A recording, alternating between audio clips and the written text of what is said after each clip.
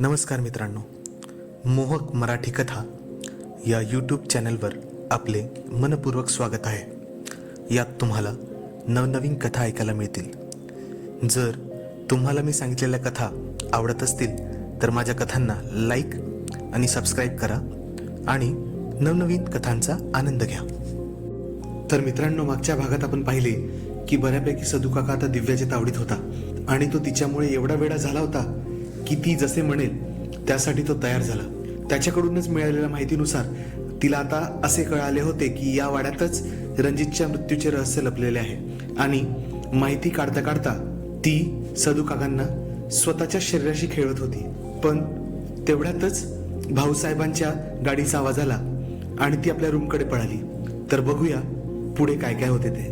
भाऊसाहेब वाड्याच्या दिवाणखान्यात शिरण्यापूर्वी दिव्या धावतच आपले कपडे ठीक करत आपल्या रूमकडे जायला निघाली। तिचा ब्लाऊज अजूनही उघडाच होता, त्यामुळे तिने हाताने ब्लाऊज घट्ट धरून आपला पदर स्वतःभोवती गुंडाळून धडधड करत जिना चढत ती आपल्या रूममध्ये पोहोचली आणि आपल्या रूमचा दरवाजा लावत तिने एक लांब श्वास सोडला आणि आपल्या दोन्ही हातांनी पकडलेले ब्लाऊज सोडून दिले। दिव्या आता बरीच तापली होती आणि या 2 दिवसापासून हेच होत होते। 2 वेळा आपल्या सासऱ्यांजवळ आणि 2 वेळा सदू काका यांच्या जवळ जाऊन तिच्या शरीरात जणू आगच लागली होती। तिला स्वतःवर एवढा अचंबा होत होता की तिच्या शरीरात एवढी गरमी इतके वर्ष कुठे होती जी या 2 दिवसात बाहेर आली।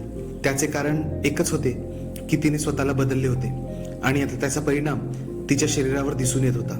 बेडवर पडून ती विचार करत राहिली की सदू काका आता पूर्णपणे आपल्या मुठीत आहे आणि तिचे नेक्स्ट टार्गेट तिचा सासरा भाऊसाहेब इनामदार आहे, कारण तिला लवकरच वाड्यात शोध सुरू करायचा होता आणि त्यासाठी म्हणूनच 2 दिवसापासून चालत आलेल्या या वरवरच्या खेळाला समोर वाढवायची वेळ आली होती।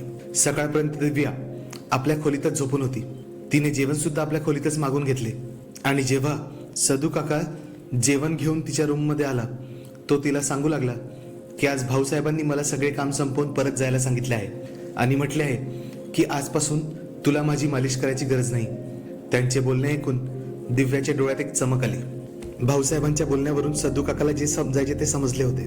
दिव्याला जेवण देऊन तो परत जाता जाता आणखी या वाड्यात काय काय बघायला लागणार याचाच विचार तो मनाशी करत होता। जेवण करून जशी रात्र झाली तशी दिव्या आपल्या रूम मधून खाली उतरली। तिने सगळीकडे पाहिले तर पूर्ण वाड्यात सुमसाम होती। सदू काका केव्हाच आपल्या रूम मध्ये गेला होता। भाऊसाहेबांच्या रूमचा दरवाजा सुद्धा लागला होता। ती हळूच किचन मध्ये गेली आणि तिने एका वाटीमध्ये तेल गरम केले।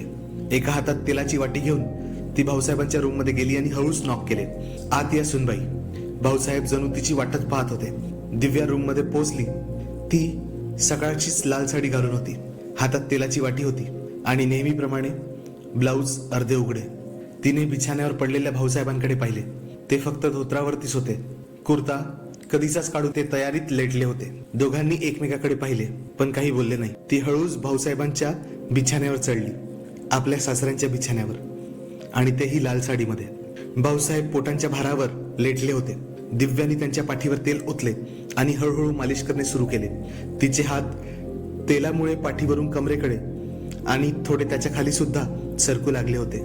आणखी थोडा जोर लावा सुनबाई, असे भाऊसाहेब म्हणताच ती दोन्ही हातांनी जोर लावण्यासाठी गुडघ्याच्या भारावर होऊन दोन्ही हातांनी भाऊसाहेबांच्या पाठीवर जोर लावू लागली। ती त्यासाठी जणू आपल्या गुडघ्यावर उभीच होती, त्यामुळे भाऊसाहेबांच्या दोन्ही हातांचा स्पर्श तिच्या पायांना आणि गुडघ्यांना होत होता। स्पर्श काय, ते त्यांना कुरवाळत होते।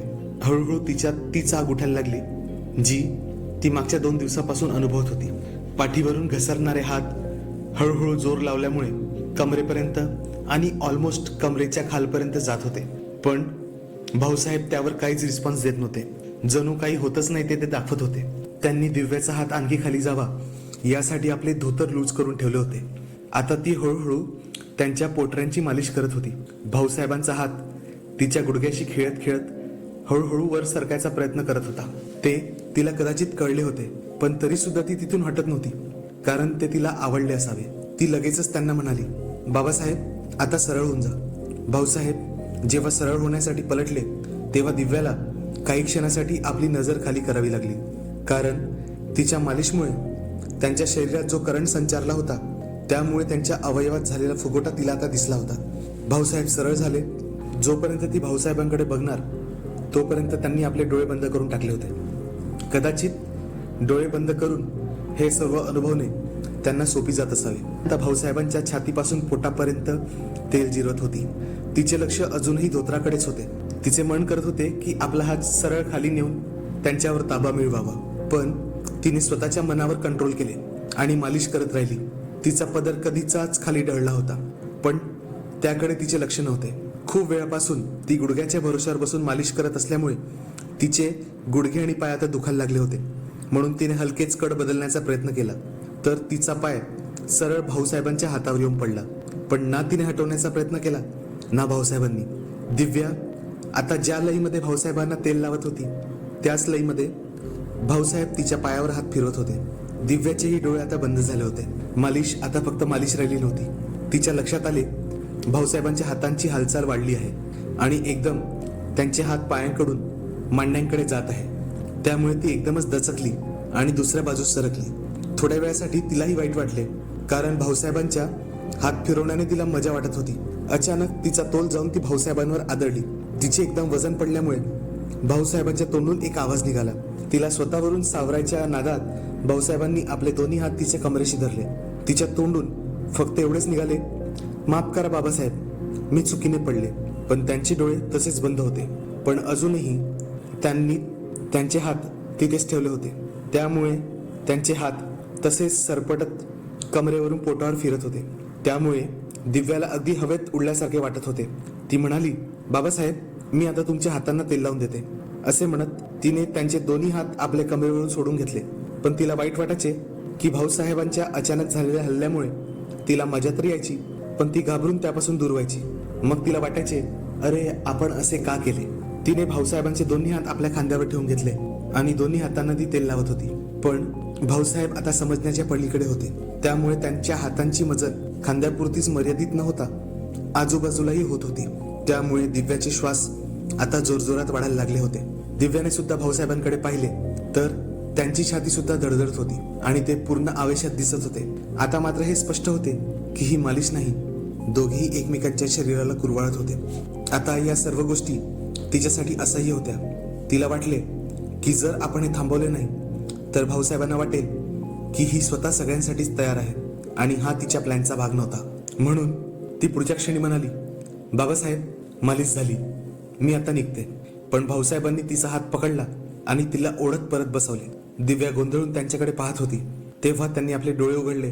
तिला असे म्हणायचे होते की आता काय, तर भाऊसाहेबांनी आपले डोळे आणि दिव्याचा हात त्यांच्या धोत्राकडे नेला, कालच्याच सारखा. आज दिव्याने सुद्धा जोर लावून हात दूर करण्याचा प्रयत्न केला, पण तसे काही झाले नाही. मग भाऊसाहेबांनी आपली इच्छा शेवटी पूर्ण केली. दिव्या आता काही कळण्याच्या स्थितीच्या बाहेर होती. त्यामुळे तिचा विरोध थांबला होता. भाऊसाहेबांना हे कळले होते की आता दिव्याचा हात पकडून ठेवण्याची गरज नाही आणि झालेही तसेच. आणि दिव्याची परत मालिश सुरू झाली. भाऊसाहेब मात्र आपले हात परत सळसळू लागले. आता कोणताच पडदा त्या दोघांमध्ये नव्हता, ना लाजीचा ना नात्यांचा. भाऊसाहेबांचे हात जेव्हा त्यांच्या मनात असलेल्या ठिकाणी पोहोचले तेव्हा आता मात्र दिव्याला न राहून ती आपल्या जागेवरून उसळली आणि एक लांब किंकाळी तिच्या तोंडून निघाली. भाऊसाहेब याचीच वाट पाहत होते. ते तडक उठले आणि दिव्याला खाली बिछाण्यावर आपटले. दिव्याला समजतच नव्हते की हे काय होते. तशीही तिच्यात उठणारी आग तिला शुद्धीत ठेवत नव्हती. तिला काही समजायच्या आत भाऊसाहेबांनी मनोमत शेवटचा टप्पा ठरवला आणि भाऊसाहेब तिच्यात समरस झाले.